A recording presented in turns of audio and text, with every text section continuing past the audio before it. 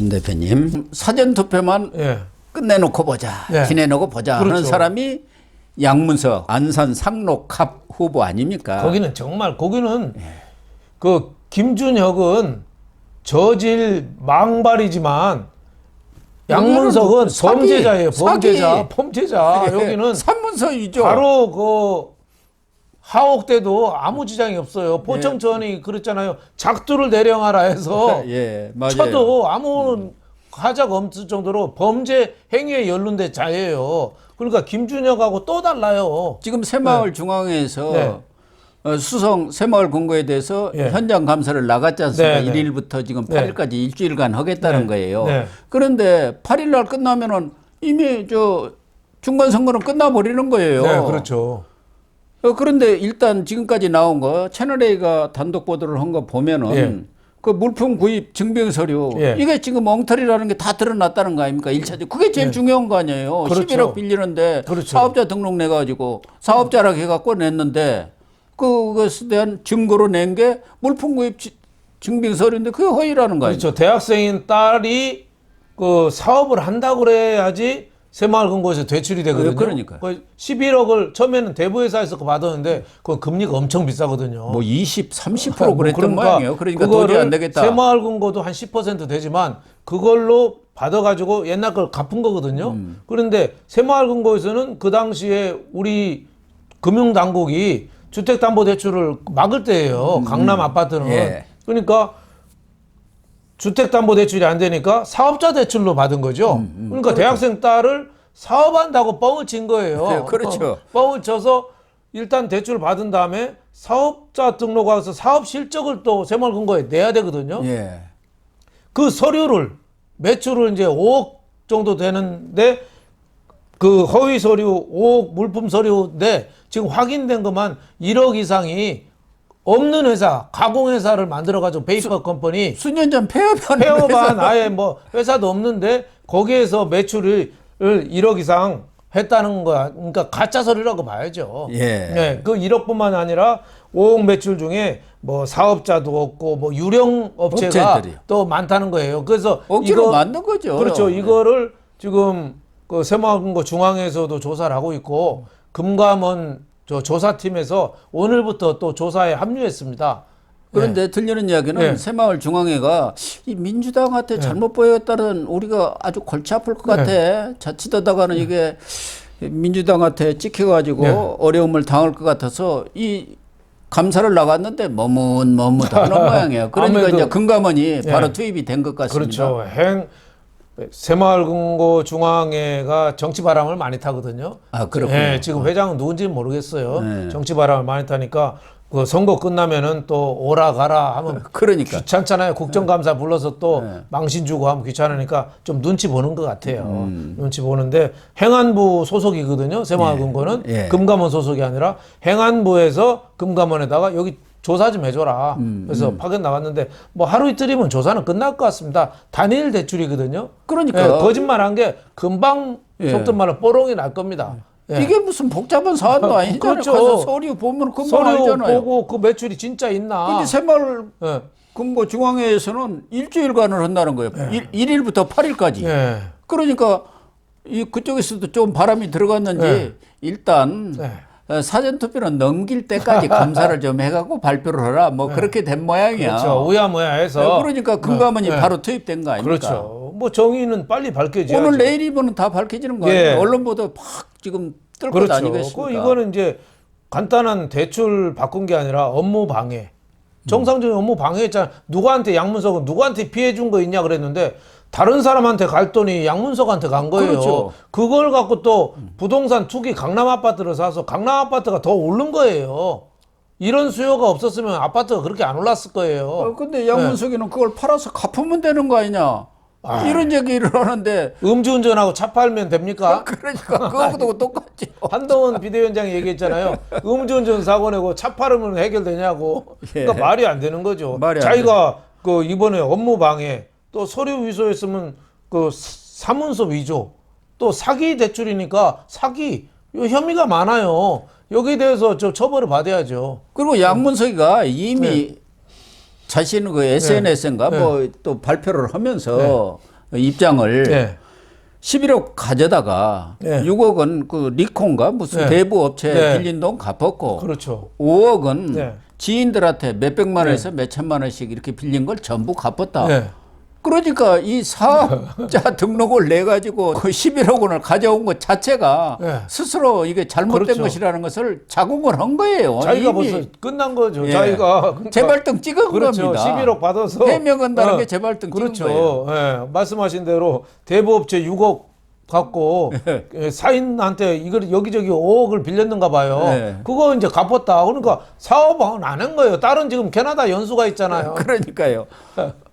캐나다 연수가 갖고 친구들한테 또 무슨 네. 부모 복으로 이렇게 와 있다 하면서 또 자랑질까지 있다 뭐 이런 일까지 있는데 아무나 해외 연수 못 가죠. 예. 예. 캐나다가 미국보다는 좀 싸지만 그래도 뭐 1년에 아무리 싸도 뭐 먹고 자고 뭐 하면은 뭐 한 4, 5천, 3, 4천 뭐 안 들겠어요. 요즘은 어떤지 모르겠습니다만은. 이 양문석이가 저희들이 뭐 잘 아는 사람입니다만 그 사람이 무슨 직업을 가진 적이 없는데요. 전에는 언론 그렇죠. 뭐 시민 운동 한다고 해가지고 방통위 상임위원하고 그렇죠. 그 이후에는 별로 거의 직업이 없었죠. 뭐 방송 패널 예. 이런 정도 아니었습니까? 방송 그런데 패널도 별로 못 나왔어요. 왜냐하면 하도 마이크다 대고 입이 건다고 그러죠. 걸어. 제가 옆에서 한번 했는데 책상이 흔들려 제가 책상을 잡고 있었습니다. 하도 소리를 질러가지고 근데 소리를 질러서 내용이나 좋으면 내가 잘 듣겠는데 뭔 얘기하는지를 모르겠어요. 그래서 방송에 왜 목소리 큰 사람들 예를 들면 서정옥 변호사 이런 사람은 목소리도 크고 하지만 내용이 있잖아요. 논리가 논리 정연하죠. 좋잖아요. 서정옥 얘기할 때 또 어느 앵커가 그러더라고요. 책상을 쳐가지고 옆에 물컵이 쏟아져가지고 방송이 그 물 치우느라고 한참 소동을 빚었다고 하는데 서정옥 변호사 같이 소신 있게 얘기하면 모르는데 양문석은 뭔 얘기인지 모르고 소리를 질러요.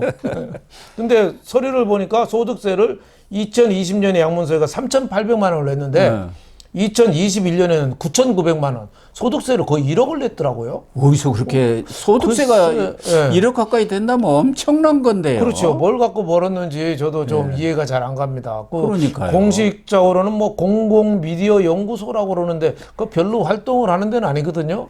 예, 아니, 그래서 무슨 연구소장이다, 뭐 무슨 원장이다 하는 거 다 자기 혼자 다 뻥이죠. 그냥 이름만 걸고 그래서 있는 하여튼, 겁니다. 대외적으로 네, 하여튼, 아무것도 아니에요. 네, 대부분의 경우. 하여튼 저 재산 신고한 거 보니까 한 8, 9억 정도 했더라고요. 예, 그러니까 뭐가 뭔지 좀 굉장히 불투명한 게 그거를 없다면서 전 재산 대부업체에서 대출까지 받아가지고 강남 아파트 40몇 평짜리를 샀다. 그러니까 좀 이해가 좀 안 가는 면이 선거 많아요. 때 예. 돈을 좀 챙겼나? 그 통영에도 한 2번 나가서 떨어지고 그렇죠. 경남지사도 나갔습니다. 그렇죠. 나갈 사람 많이 없이. 나갔어요. 예. 그런데 좀 이렇게 선거 때 뭐 이렇게 챙겨놓은 게 있나? 민주당에 왜 많이 출마했던 이정근 있잖아요. 네. 그 돈봉투 그 왜 녹취 그래서 노웅래 의원도 걸리고 했던 사무부총장 했잖아요. 송영길 도와줬던 여자. 네. 그 양반 주위에 있는 사람이 그러잖아요. 그 안 될 때를 직업적으로 출마하는 거예요. 그때마다 예. 이정근이도 그 서초. 그렇죠. 안 되죠. 안 거기. 될 줄 알지만 또 출마하는 거예요. 그래갖고 땡기지 예. 않습니까? 그 사람 나름대로의 또 시장이 있지 않느냐 예. 이런 생각이 들어요. 물론 뭐 국민의힘에서도 또 그렇게 했지만 민주당에서도 안 될 거 알면서 꼭 출마해서 이 땡기는 거. 그 속된 말로. 소득세를 한 1억 낸다는 것은 엄청난 겁니다. 어디서 그렇죠. 그렇게 소득을 소득세 가졌을까요? 1억 냈다자면 실수입은 뭐 한 3, 4억 되지 않겠어요? 예, 그러니까요. 야, 방송 패널에 갖고는 도저히 그렇게는 안 될 아니 테고. 방송은 별로 못 나왔어요. 예. 그렇다고 해서 어디 뚜렷한 어디 무슨 네. 공공기관의 감사라든가 뭐 그런 거 한 거 그런 같지도 것도 없어요. 않은 예, 것 저도 같은데. 1억을 꼼꼼히 봤는데 없습니다. 예. 그러니까 아주 여러 가지 전문 직업이 낙선이거든요. 출마 후 낙선. 근데 하여튼 이런 40몇 평짜리 강남 아파트를 여기도 대출 받아서 살 정도면은 어디선가 돈이 나올 때가 있는 자신이 있으니까 사지 않겠어요? 한 달에 이자만 해도 몇 천만 원이 될 텐데. 예. 31억짜리를 산 거 그렇죠. 아닙니까? 예. 그러니까 그런데 이게 또 하나 문제가 되는 것도 재산 지금 축소 신고를 했다는 거 아닙니까? 그렇죠. 31억인데 네. 21억 5,600만 원 그렇죠. 이렇게 축소 신고한 거죠. 예, 아파트 신고할 때는 공시지가랑 실거래가가 있으면 아파트는 실거래가 많이 있잖아요. 예. 근데 공시지가로 싸게 한 거죠. 그러니까 한 10억 이상 또 까먹은 거죠. 이것도 이 선거법에 걸리는 겁니다. 그렇죠. 네. 공직자윤리법에도 걸리고 그렇죠. 공직선거법에도 그렇죠. 걸리는 사안이죠. 예. 그래가지고 금패치 떨어지고 뭐 예. 지방 의원들 그런 예. 경우가 많이 지금 있지 않습니까? 그렇죠. 예. 벌금형으로 이제 감하는 경우가 있어요. 이제 이런저런 근거를 대 가지고 이렇게 그렇게 됐습니다 하면은 조금 벌금형이 돼 가지고 100만 원 이하로 이렇게 해주는 경우는 있지만 어쨌든 위법 행위 아닙니까? 그럼요. 여기에 대해서는 뭐 상응한 처벌이 있어야 되고 저는 더 양문석 같이 부동산 사기치고 편법 사기 대출 받고도 오히려 고소하겠다고 으름장 놓잖아요. 예, 허위 보도 가만 안 놔두겠다고. 예, 내가 국회의원 되면은 징벌적 손해배상이라는 거는 조금 꼬투리 잡아서 왕창 회사 망하게 하겠다는 거거든요. 예, 그렇게 하겠다는 오히려 적반하장인 태도인데 더 문제는 민주당 입장이에요. 예. 아니 민주당에서 저런 부동산 투기 우리나라 국민이 가장 심각하게 생각하는 게 부동산이잖아요. 문재인이가 5년 만에 정권 재창출 못한 게 부동산 문제 아니겠어요? 그렇죠. 그러면 대책을 세워야 되는데 후보자가 알아서 할 일이다. 이게 공당이 할 얘기입니까? 이런 당에다가 우리가 세금을 퍼주고 있습니다. 그나마 김준혁 네. 이 사람에 대해서는 사과를 해라. 네. 부적절한 말인 것 같다. 네. 이렇게 해가지고 김준혁이가 사과를 했어요. 네. 억지 사과죠. 예.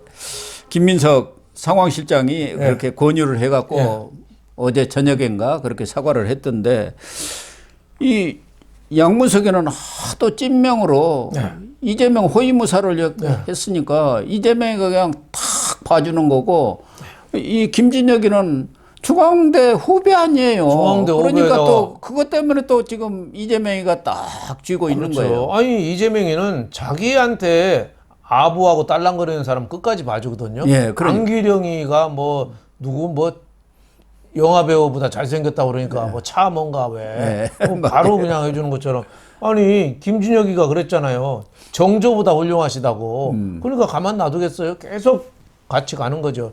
근데 양문석, 김준혁 이런 사람들이 국회의원 되지도 않겠지만 되면은 우리나라 국회는 정말 개판 될 겁니다. 막말하고 소리 지르고 책상 없고 뭐 아사리판이 될 겁니다. 이런 사람이 국회에 있는 차기 국회 미래가 없는 거죠. 그래서 이런 사람은 본인이 사퇴해야 되고 이런 사람을 공천한 민주당에 대해서는 유권자들이 응징해야 된다고 봅니다.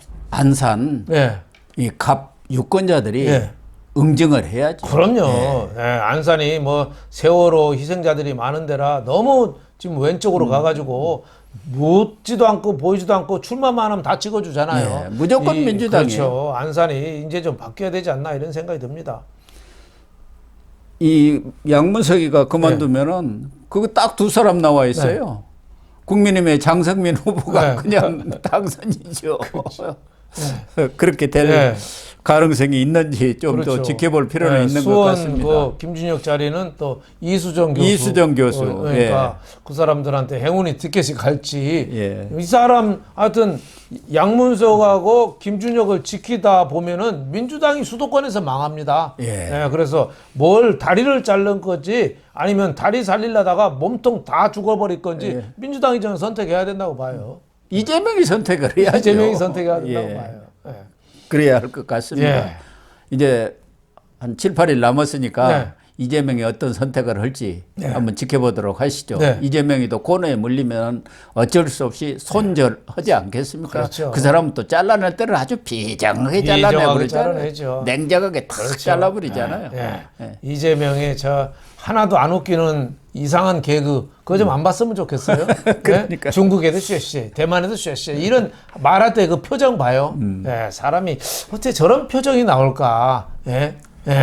이 생각이 사람의 말을 좌우하고 말이 또 사람의 생각을 대변하잖아요. 저런 말을 저열하고 하여튼 상대방을 깔아뭉개는 저런 태도. 참 우리나라 정치인으로서 자격이 있는지 정말 걱정이 의심이 듭니다. 대만한테 시에서 중국한테 시에서는 좋은데 5.18 희생자를 그렇죠. 그 희화하는 거 그렇죠. 보세요. 그런 농담한 게 따로 몽댕이로 있지. 대가리를 쳐가지고 깨지는 거 봤지 하면서 이런 그런 어떻게 그런 말을 합니까? 그러니까 굉장히 잔인한 심성이 있는 거예요. 잠재적으로. 그러니까 성장 과정의 문제인지 굉장히 잔인한 비유를 해도 꼭 나경원 의원한테도 얘기했지만은 뭐 나베라고 냄비라고까지 별명이 이런 게 있다더라 하면서 그걸 유머라고 또 해요.